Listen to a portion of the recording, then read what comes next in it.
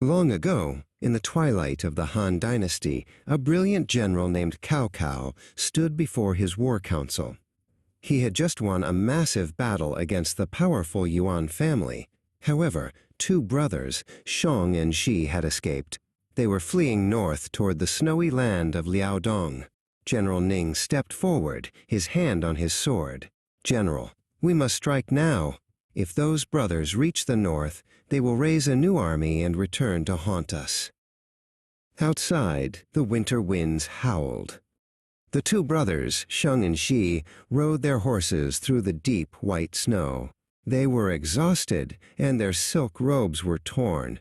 "Once we reach Lord Kang's territory, we will be safe," Shang shouted over the wind. Xi looked back at the horizon, his face pale with fear. "Safe? Lord Kang is a wolf. He only helps those who have something he wants. We have nothing but our lives."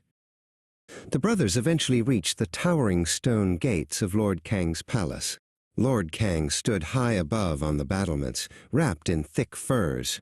He looked down at the shivering Shang, who was calling out for entry. Lord Kang's face was like stone. He knew that helping these brothers meant risking the anger of Cao Cao. "Should I open the gates to friends?" Lord Kang wondered aloud. "Or am I letting in a fire that will burn down my home?" Lord Kang eventually allowed them inside, but he remained wary. He invited Xi into his grand hall, which was filled with the smell of roasting meat and incense. Xi bowed low, trying to look important despite his ragged clothes. "Lord Kang, my brother and I bring you the secrets of the Central Plains," Xi promised. Lord Kang narrowed his eyes. He didn't see allies. He saw two desperate men who might try to steal his own power if given the chance. In the guest quarters, the brothers were not thankful. Instead, they were greedy. Shang and Xi huddled together near a small brazier. "Lord Kang has many soldiers," Shang whispered, his eyes gleaming in the firelight. "Why should we be his guests when we could be his masters? If we take his palace, we can fight Cao Cao from a position of strength." Xi nodded, his distrust of his brother forgotten for a moment by the thought of power. But the brothers were not as quiet as they thought. Lord Kang had a loyal spy named Shen, who moved through the palace like a ghost. Shen hid behind a heavy silk curtain, listening to every word of the brothers' plot. Later that night, Shen found Lord Kang in the palace garden.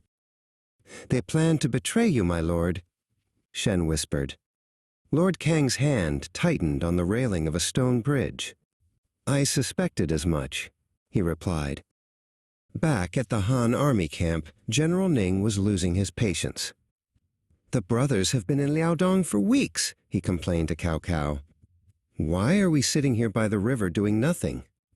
Cao Cao poured a cup of tea and pointed across the water to the flickering lights of Lord Kang's city. "Have you ever seen a fire on the other bank of a river, Ning? If you try to put it out, you get wet, and the fire might burn you.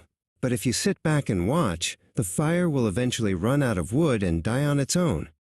In Liaodong, Lord Kang invited Shang to a private banquet.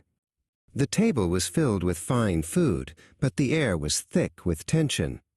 Lord Kang smiled, but his eyes were cold. "You have been a very interesting guest, Shang," Lord Kang said, sliding a golden plate toward him. Shang reached for a piece of fruit, unaware that his secret plans were already known. He thought he was winning, but the fire he had started was about to consume him. The very next morning, Lord Kang called for his most trusted messenger, Yue. He handed Yue a small, sturdy wooden chest tied with a red ribbon. "Take this to Cao Cao's camp," Lord Kang commanded.